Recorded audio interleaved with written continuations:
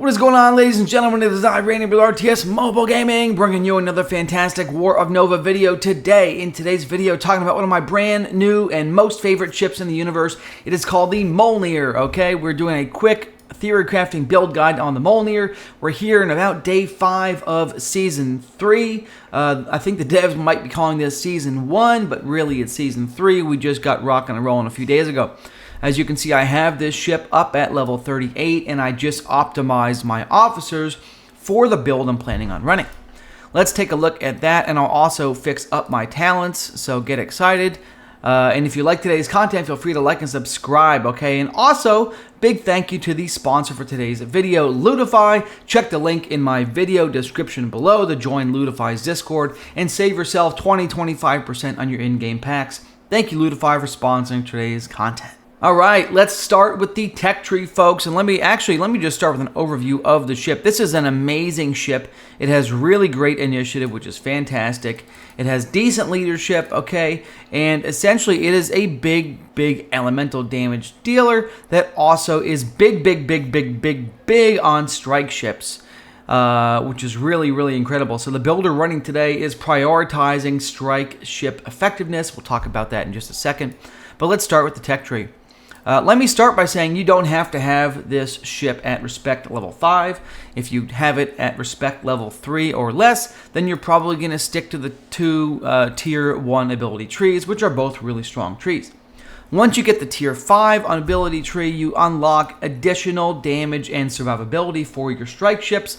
So since I am mastery 5, I'm picking up the tier 3 abilities here. We're going to start with Ebbing Tide.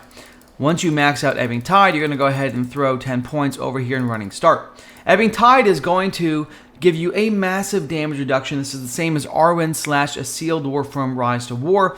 Same skill. You get 5 instances where you dramatically reduce the damage your ships take.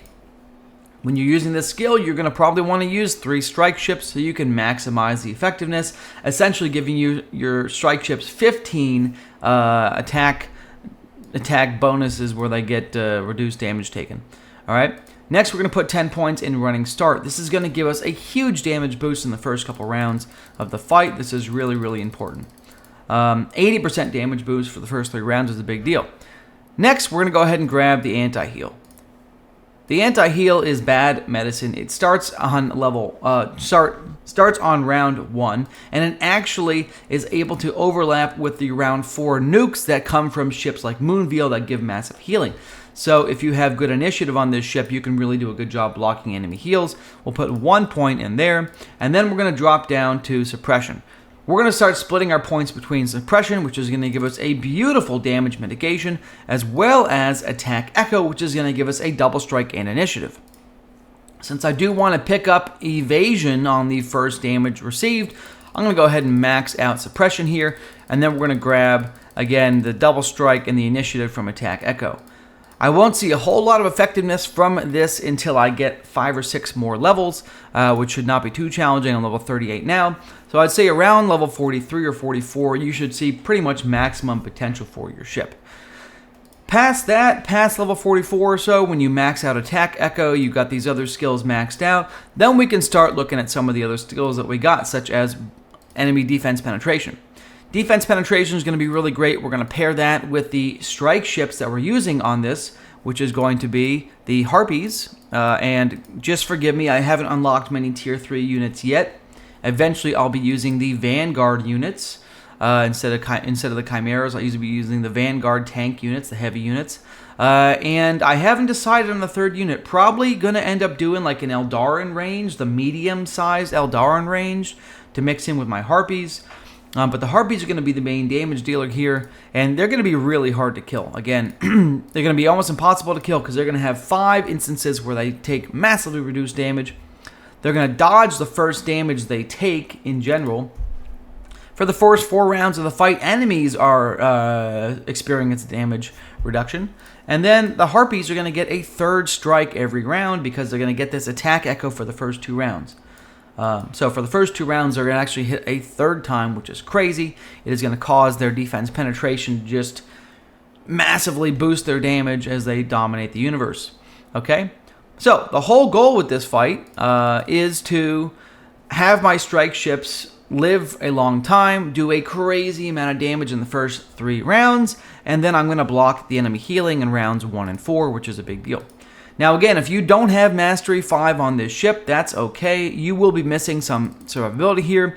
You will be missing some damage here. We can make up for that by grabbing this top Mastery 0 Tier 1 tree.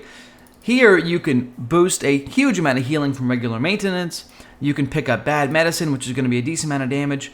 And you can use a skill called Shared Lineage. This is going to change up the type of ships you put on your Mjolnir, because this is going to mean that you actually get 2 rounds of 80% evasion, which is crazy. And you're going to be evading so much as long as you use Terran and Vanguard strike ships. Even if you only use the Vanguard heavy unit and you're just dodging everything for the first 2 rounds while redirecting all the damage to the heavy unit, you're going to see some really great effectiveness unless folks have evasion penetration.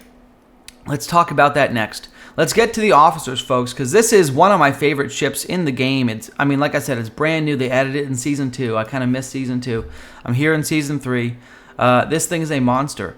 We obviously want to be able to connect. We want all of our damage to hit in the first couple rounds. So you want to make sure that for your command officer, you're using an officer such as Morgan that gives your units stun immunity. If you happen to be using, there are some ranged units that already have stun immunity. If you're going to do that, okay, and Eldarin has one, if you're going to be using the Eldarin first unit, the ranged unit, you can change this over to an anti-madness instead, which is really great, where you activate this, and then instead of having stun resistance for 2 rounds, you now have 3 rounds of confusion immunity. That would be best case scenario if you're able to use units that have stun resistance already. However, I do want to point out that the Harpies are the biggest damage dealer in this particular build, and they are not immune to stun. Therefore, I recommend that you run stun resist. From there, we're going to want to make sure that we use a good combat unit that is going to give some damage bonus. There's really a lot of flexibility in the type of unit you use here. I want to do maximum damage in the first couple rounds. My ship commander Mjolnir gets 3 rounds of 80% bonus damage. So if I'm able to land with 1 or 2 of these, or even 3 of these second chance power hits, they're going to do big damage in the first couple rounds. Also, if you happen to have the energy version, feel free to switch to the energy version. I currently am using most of my energy things on my Moonveil and on my Star Weaver. So I need to actually change this over to energy. Well, we'll do that. Here you go. I don't know why that was physical. We just fixed the build on my Star Weaver. Very good. So yes, you can do whatever you want. It's going to be fantastic. And on to the engineering. Now this is really interesting. I'm building this build to counter enemy Moonveils and other high energy damage builds, because I'm going to be stacking a lot of initiative. I'm going to be stacking a lot of anti-heal right from my built-in skill, and a ton of damage in the first few rounds. Because of that, I want to go ahead and use Sydney with energy damage reduction here, so I take reduced energy damage. In addition, this is going to be giving my main ship Mjolnir plus initiative, which is really incredible. So between these 2 officers, I have 32, 33 initiative or so here at 4 or 5 stars. You're going to get, if you can give yourself plus 30 initiative, that's a great bet, okay? And finally, for the final officer here, there are a number of officers you can use. It really depends on which one you have the most officer copies of, so you can boost the augment as high as you can. But having this precision fire skill allowing me for 3 rounds to ignore enemy evasion, this is a really big deal. If you are able to max this out at 5 stars, and I just don't have the right number of officers to do it, if you are able to max it out, that is 90% chance to ignore enemy evasion for the first 3 rounds. So now I'm going to be unstunnable. I'm going to be penetrating evasion. I'm going to be locking in additional damage from Elfarion. I'll be reducing the damage I take from energy damage. And we're going to be having over 30 bonus initiative, which is really incredible. So all those things said, we're going to counter a lot of builds out there. We're not going to counter every build, but we're going to counter a substantial number of builds out there. And the builds we don't counter with our officers, again, we are massively reducing the damage received, we are adding some evasion in from a defensive standpoint, and we are blocking heals. So the Mjolnir is going to be one of the strongest PvP ships in the game, hands down. There is no questions asked, and I am trying to level this up to be my main PvP ship.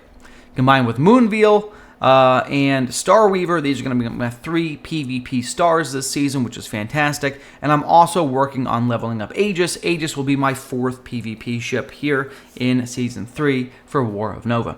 Alright folks, that's really about it. If you like today's content, feel free to like and subscribe. I gave it to you really just stream of consciousness. You're not going to see a ton of editing because I'm giving to you exactly what I think. Alright, so like and subscribe. And by the way, thank you to Ludify for sponsoring today's content.